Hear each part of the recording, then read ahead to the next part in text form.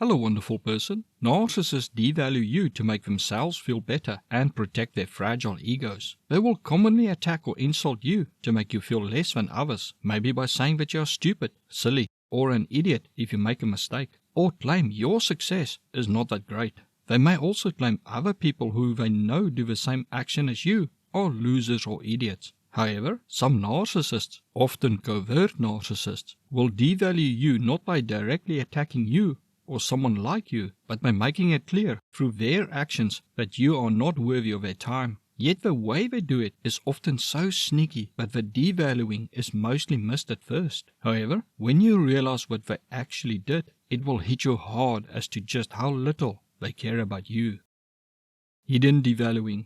Hidden devaluing is a term I use to describe a very calculated and sadistic form of devaluing. Each moment of a day we make decisions on how to spend our time and who is worth our time. It is natural to give more time to people who we care about and less time to those we don't care about. As narcissists only care about themselves, they only allow time for you when they can get something out of it. However, instead of ignoring your request or claiming that they have some important thing to do, they deliberately think of some mundane or trivial thing to use as an excuse to push the message home that they would rather look at the dirt under their shoes than devote any time or energy toward you. The devaluing is thus mostly the reason they give for not having time for you.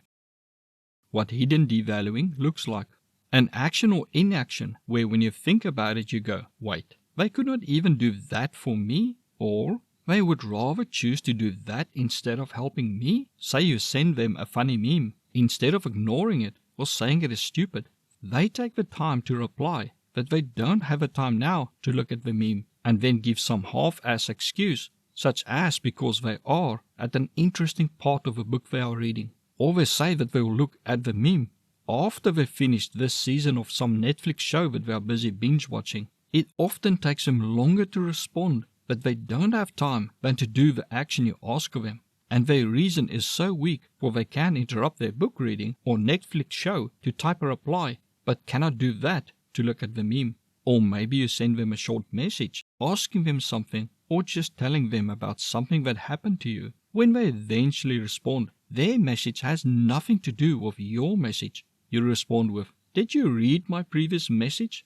And instead of them going back and reading it, they respond that they will read it after they finish drinking their coffee. Then hours later you ask again if they read your previous message, and they go off at you that they said they will read it, but that they are now busy watching a movie on Netflix. Yet the time it takes them to rant at you takes more effort and time for them than to just reading your message. Plus, they could not read your message while drinking coffee or pause the movie, or you need something and ask if you can come by the weekend and pick it up, and they respond with no, they are busy catching up on Netflix shows or they feel like cleaning their car. So you go, wait, what? You cannot spare 5 minutes for me to come pick something up because you want to watch TV, or you feel like cleaning your car for the entire weekend? Another example may be, say they are in the kitchen watching YouTube cat videos and your food is starting to burn because you made an error in your timing. They will sit right next to it and do nothing. When you come back and find your food ruined and ask if they could not have at least just shifted the pot off a stove, they instead of deny noticing the food burning or hitting back that it is not their job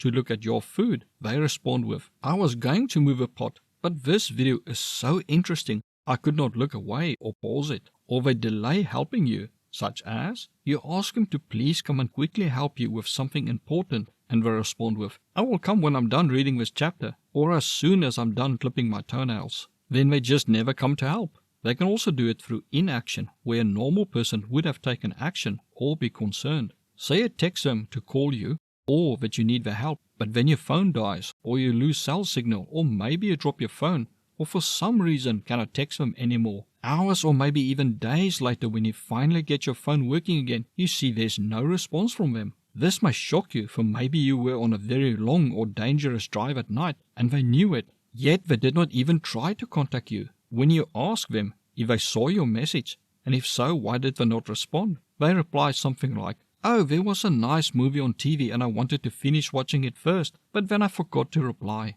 This may hit you hard, as you may then realize they had no idea if you may have been in a car accident or some other emergency, and they did not care enough to even text or call to check if you are okay. For narcissists doing this, you are worth so little to them that they will not interrupt whatever they are doing, even if it's just staring at the ceiling, to give you even a second of their time if it will make you happy or help you in any way. However, they also want the satisfaction of having you know just how little they care about you. They are not just being a jerk. Their internal hatred for you due to their insecurities has reached such heights that they sit and think how they can make you feel like trash. Its effects. The problem is that often many victims do not realize the devaluing, especially if they grew up in a toxic home or are used to direct insults and put-downs. This kind of devaluing may seem nothing or not worth getting worked up about. Thus, the narcissist gets away with slowly chipping away at your self-worth and self-image to the point that eventually you feel utterly worthless and as if you have no purpose in the world. Yet you don't know why, as a narcissist may never have directly insulted you or called you names or even devalued your success. It makes it harder to leave a toxic person, and you may feel you don't have a reason to leave, or that you are ungrateful or expecting too much from them. It may also be easy for you to fall for the false message from supporters of a narcissist that maybe if you do more for the narcissist, they will make more effort for you. For when asked if you were abused, you may say no because you may not know that this form of devaluing is abuse in the form of neglect. And if you try to tell people about it, they may respond with that you are being unreasonable or overreacting, for the narcissist had an excuse for why they could not help you. What they don't realize is that the excuse is a tool to break you down. And for people to say that you need to give more or make more of an effort to please the narcissist so that the narcissist will give you attention is saying to you that what you are already doing and giving is not worth anything or not worth enough to warrant the narcissist's time. That is a lie. You are worthy of being loved and should not do things for people to love you, for then they love what you do for them and not who you are. What's a video suggested you now to learn 5 things never to share with a narcissist and why?